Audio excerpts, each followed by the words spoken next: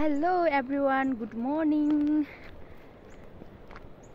म चाहिँ आज फेरि आइसकेको छु। आज चाहिँ यस्तो जाडोमा है बिहान म चाहिँ अब घट्ट जान लाग्यो, थैला कुच्चा फाल्न जान लाग्यो होइन।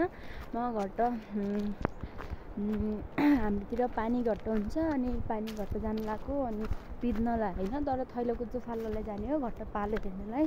म चाहिँ घट्ट तपाईँहरूलाई चाहिँ देखाउने छु है। तपाईँले चाहिँ सुरुदेखि लास्टसम्म चाहिँ हेर्नु होला है त। हाम्रो चाहिँ घट्ट जानलाई बाटो चाहिँ यस्तो रहेको छ। म चाहिँ बाटो अनि त्यस पछाडि घट्टहरू देखाउने छु। यस्तो छ कि यस्तो जाडो छ है, यता यस्तो जाडो छ। अब मङ्सिर पुसमा चाहिँ लगभग अब केही थोरै समयपछि चाहिँ अब यो ठाउँमा चाहिँ हिउँ पर्छ। अहिले चाहिँ अब हिउँदको समय भएर होला यस्तो खडेरी टाइपको छ होइन। अनि खडेरी टाइपको छ अहिले चाहिँ। यो के भन्छ, यता चाहिँ अलिअलि यो च्याउलाहरू गाई भैँसीलाई ओछ्याउनको लागि यो च्याउला अलिअलि रहेछ यसमा होइन। अनि यो सबैजनाले लगिहाल्छन्, हुँदैन है। अनि घट्ट जानको लागि हाम्रो बाटो चाहिँ यस्तो छ।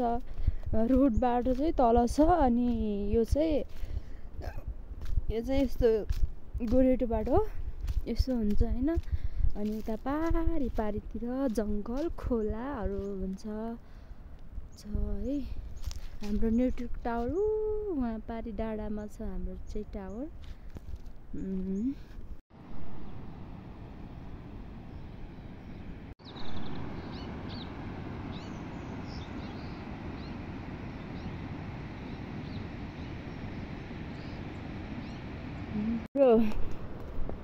घट्ट जाने बाटो यही रहेको छ।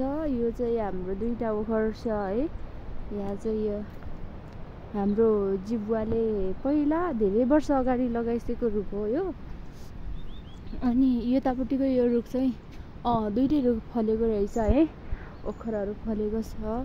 अनि हामीले चाहिँ झार्न भ्याएको छैन, अब केही समय लाग्छ होला झार्नलाई। अनि यो यसमा त रहेनछ, एउटा रुख मात्रै फलेको रहेछ।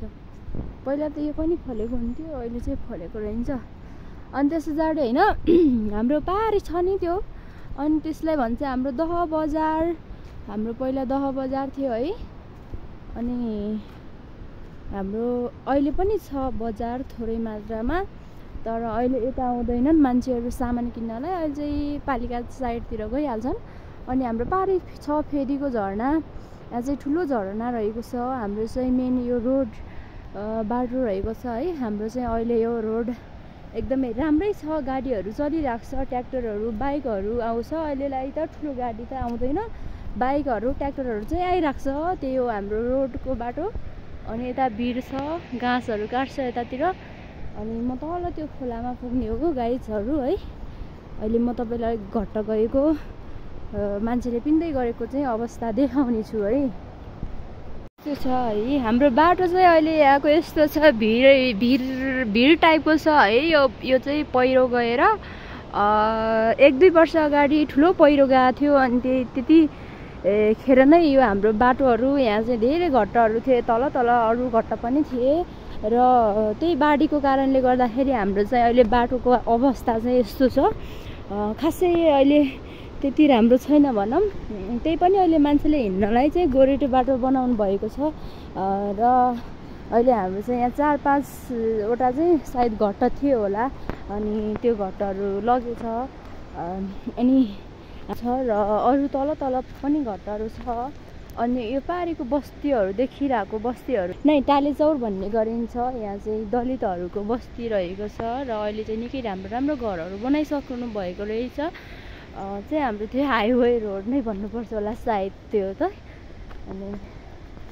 अनि हाम्रो पारी त्यो नहरको कुला रहेको छ होइन।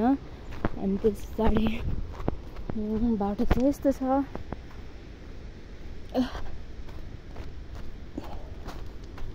ढुङ्गा छ। फेरि बर्खाको सिजनमा कतिखेर ढुङ्गा आएर खस्छ भन्ने पनि थाहा छैन, कत्रो ढुङ्गाहरू पल्टेको छ यहाँ चाहिँ।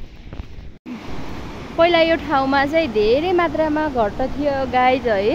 यो यहाँनिर एउटा दुईटा तीनटासम्म चाहिँ घट्ट थियो र हाम्रो चाहिँ त्यही छ, त्यस्तो अवस्थामा छ। र यस्तो ठाउँमा पहिरो गएको थियो, माथिबाट पहिरो झरेर सबै ठाउँलाई एकै गरेर घट्टहरू सबै बगाएर लग्यो। हाम्रो घट्ट त्यो दुईटा ढुङ्गाले गर्दाखेरि मात्र धन्न बचेको। अहिले चाहिँ पित्नलाई पनि हाम्रो एउटा छ, अनि अरू एउटा दुईटा तीनटा हो जति होला। अनि त्यही आएर मान्छेहरूले घट्ट पिस्छन्।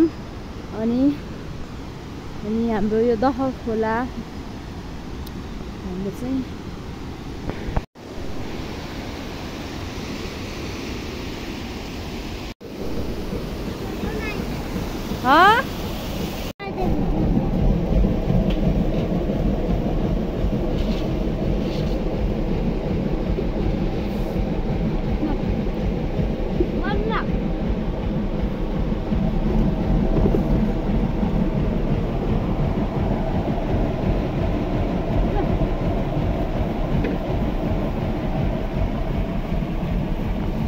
फाइनल्ली घटाएर थैलोको चाहिँ फालेर पनि अब घर जान लागिसकेको छौँ होइन।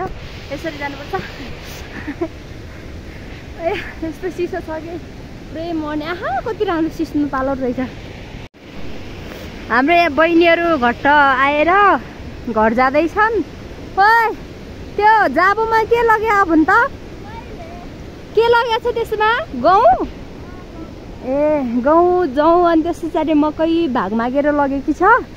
अनि पालो हेर्न आएकी हो बहिनी। अनि हामी फेरि यही बाटो भएर जाँदैछौँ।